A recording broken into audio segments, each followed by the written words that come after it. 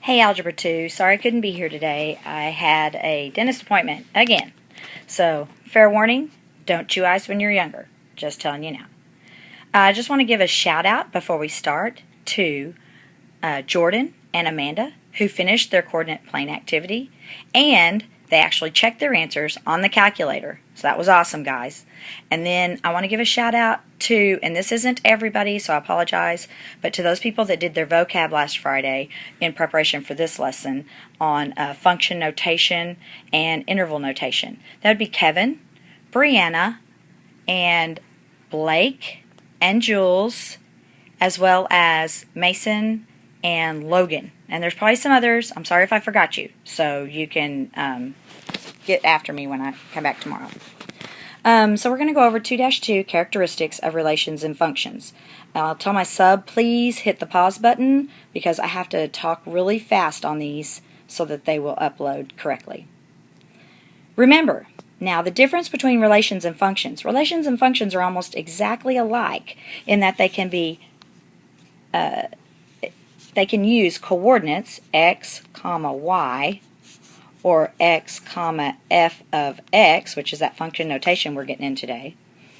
They can be used and shown with a graph on the coordinate plane. A relation and function can. And they can use a table with an input and output of x, comma, y, or x if you want to use f of x, no function notation. We'll get into that today. But the big defining feature between relations and functions is you have to ask yourself, does it have repeating x values? If it has repeating x values, it is not a function. Does it pass the vertical line test? If it does pass the vertical line test, then it is a function.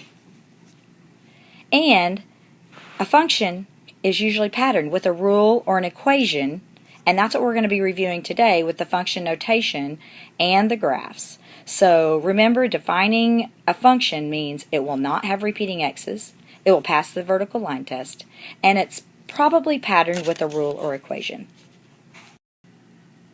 So on 2-2, characteristics of relations and functions, we're starting with number 3 because I shortened the assignment last Friday.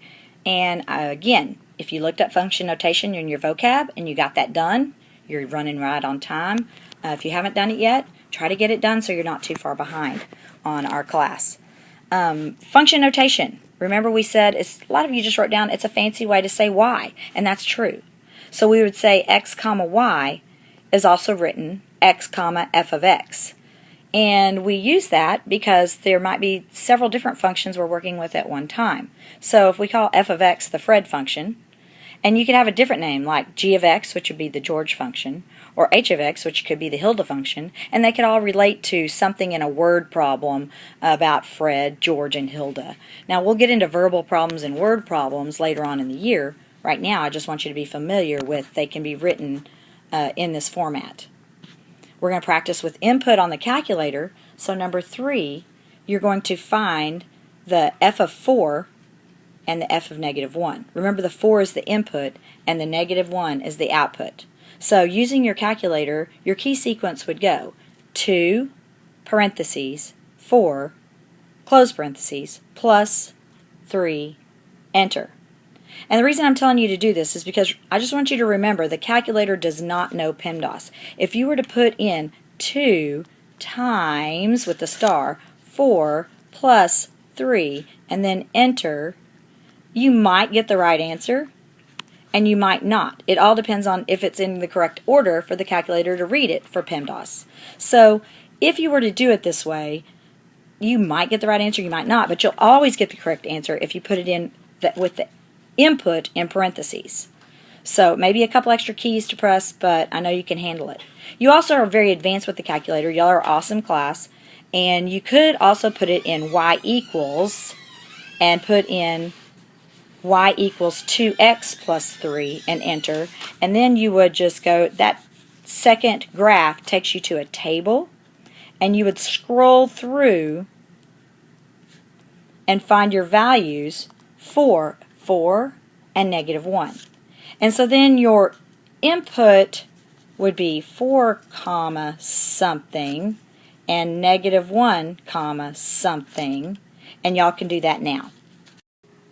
So I'm trying to keep this short and sweet to just give you some hints because I don't know who my sub is and how much they know about the calculator or how much they know about math. So I didn't want to leave y'all hanging as much as you wanted a free day. I know. So number 4, be sure and plot the points labeling the axes that are given. And your hints I'm going to give you for A, it says identify the domain. So you would put D colon, and looking at those points, you would list all the x values. Make sure there's a comma between each one. On B, identifying the range, you would put R colon and list all the y values out the same way with commas in between. On C, you would answer the question, well, does this, looking at the graph or looking at the coordinates, the graph, what you would check, does it pass the vertical line test? Looking at the coordinates, you would want to see if any of the x values repeat. And on D, it asks if it's continuous or discrete. I know I wanted to wait on that vocab word until today, so I'm going to kind of give you some hints on it before we do it this afternoon. Basically, continuous or discrete. I want you to answer the question, can the points be connected because there's a pattern?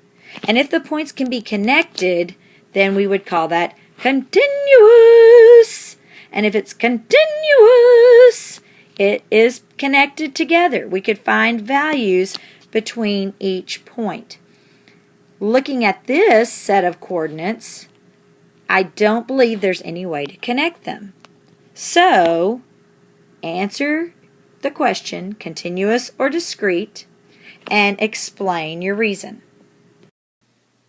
Okay, so number 5, these two functions can be kind of tricky, but I want to give you some helpful hints, and I want you to remember to read the function left to right.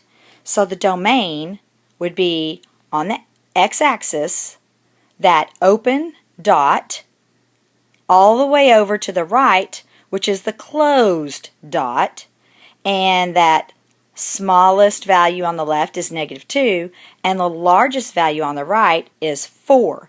But it does not touch the -2 because that's what the open dot means. But it does touch the 4, so we not only say it's less than, but it's equal to. So put the line under your notation. The range is all the y values. Make sure you look up and down. Start with the smallest value down low, and then go to the largest value up high. If it touches both of them, remember, it's going to be less than or equal to. Okay? To answer if it's a function, again, does it pass the vertical line test? Does it have repeating x values? Now, the discrete and continuous, those are going to be our vocab words for today, and I'm going to give you a hint. On discrete and continuous, ask yourself, is the data connected? Are there values between points? Now the intervals have to do with all the values on the x-axis. You read that, left to right. And there are 2 increasing intervals. One of them starts at the far left, which is, and I'm going to say this one more than write it because I don't have room. It's over -2, and it increases to 0. That's the first increasing interval. The next increasing interval is at +2 to 4. So just make a note. I'm not going to be picky about notation here, but I want you to know increasing intervals are -2 to 0 and 2 to 4. So then what do you think your decreasing intervals would be? That would be reading left to right. There's only one of them, and that's going to be from 0 to +2. Go on to the next function. Again, it's tricky, but the sub has some hints for you if you need it. On number 6, this is where we've got 2 function rules. And you may not know the key sequence for the calculator on this. Some of y'all had Coach Waldo, who was awesome with the calculator. I've learned that he's really taught a lot of people the calculator. I could only hope to fill his shoes, but if we use the calculator on the one on the left, y equals, and I believe it's y equals, and then you press 2, and then the math key, And then you scroll down and you'll see abs for absolute value, and it'll give you a grouping of parentheses, but we really know that means the bar. So absolute abs parentheses x minus 1, and you have to close that absolute value. So use that to fill in your table of values and sketch your graph. Answer the questions about domain and range, if it's a function, if it's continuous or discrete, and what parent function. Flip back to your cut and glue and figure out what parent function fits this data. On the one on the right, y equals 2 times the square root of x plus 1, your key sequence would be y equals 2, then hit the second button, x squared, x plus 1, and then be sure and close that so it knows that that is the whole group that you want to get the square root of. Again, fill in your table of values, sketch the graph, and answer the questions best you can. Now our vocab for tomorrow, I really just want you to do continuous and discrete, because I kind of just wanted you to kind of get your feet wet with continuous and discrete. There is a picture for continuous and a picture for discrete that I want you to keep in your mind, and I'll talk about those tomorrow. So I'm not expecting mastery on any of the questions on continuous and discrete today. Thank you. Y'all have a great afternoon.